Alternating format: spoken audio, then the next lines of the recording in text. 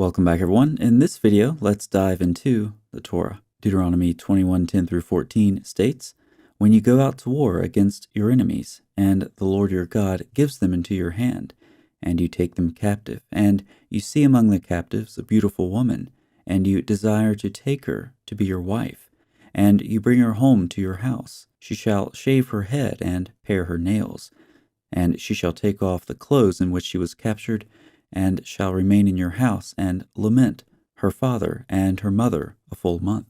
After that you may go into her, and be her husband, and she shall be your wife. But if you no longer delight in her, you shall let her go where she wants, but you shall not sell her for money, nor shall you treat her as a slave, since you have humiliated her." This is certainly one of those passages that makes readers uncomfortable, and understandably so. But even cursory readers of the Hebrew Bible know that this verse doesn't express God's design. The law is there because, unfortunately, the circumstances that the law describes will happen in a fallen world, and it's necessary to have a law that at least has a hope of countering the lustful desires of Israelite soldiers. This is not controversial. All societies have laws for when bad things happen. But it seems that what's troubling for most people about this verse is that the Torah appears to withhold moral judgment. However, I suggest that it only appears that way upon a surface-level reading, and the Torah wasn't meant for surface-level reading. In Genesis 3, the woman sees and takes, the first time this verb pair appears, and in the context of illicit activity. This sin has the hallmarks of lust, though of course not in a sexual nature yet. In Genesis 6, the same verb pair is used, again, to describe illicit activity motivated by lust. By the time we get to Genesis 12, we're starting to see a pattern. The Egyptians saw the beauty of Sarah and took her.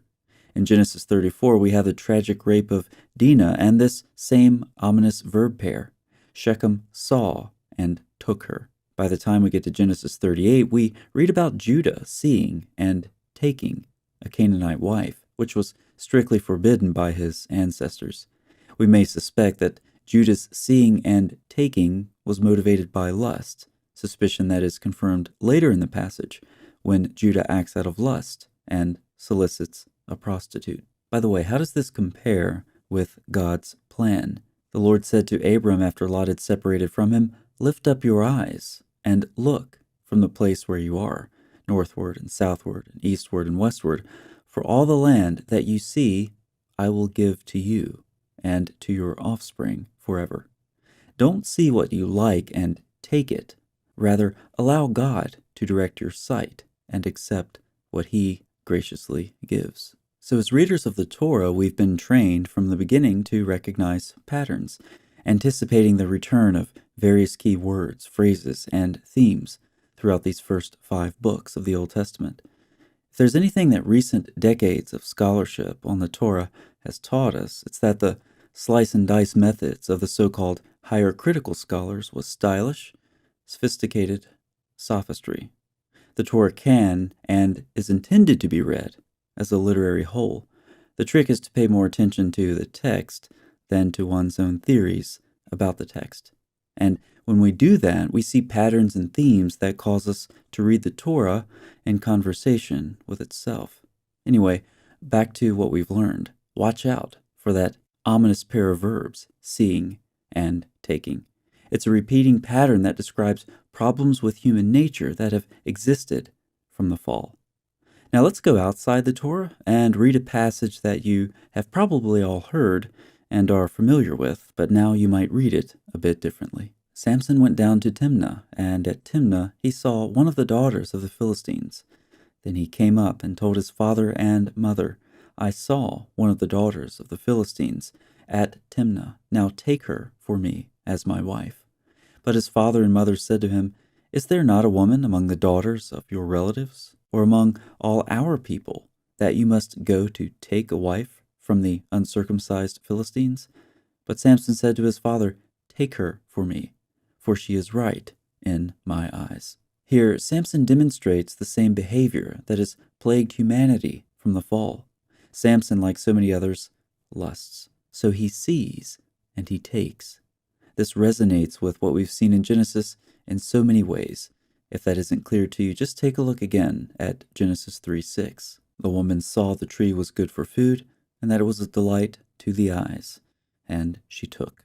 Now let's return to Deuteronomy 21 and consider within the inner logic of the Torah if this passage is as morally neutral as it first seemed. When you go out to war against your enemies, and the Lord your God gives them into your hand, and you take them captive, this is a different verb for take than the one we've been looking at. And you see among the captives a beautiful woman, and you desire to take her to be your wife. There it is. The verb for take is now the same one we've been tracking all along, part of the now infamous pair of verbs, see and take. So when we read the opening lines of this passage, we should read them with dread. Here's more seeing and taking. All of this fits the context of this passage perfectly. When you see a beautiful woman, more illicit activity, more lust, more immorality. In fact, if we recall Genesis 34 again, we see another parallel. Shechem saw, took, desired, humiliated. All of these verbs are in our passage in Deuteronomy 21. So this passage characterizes these actions in a way that should recall to the minds of the reader the seeing and taking of times past and times future, like in Judges 14, which are associated with illicit activity involving lust. The Torah isn't silent on the moral questions this passage raises. Rather, it draws a direct line connecting the actions of these soldiers seeing and taking captive women to the seeing and taking that for all of human history has caused egregious wickedness, resulting in severe punishment. The wording the Torah uses is highly critical of the actions the law describes. Reading Deuteronomy 21 against this background indicates the Torah's characterization of the circumstances the law describes isn't so neutral after all. The soldiers who found themselves using this law would be overtly engaging in the activity the Torah characterizes as rebellion against God's design.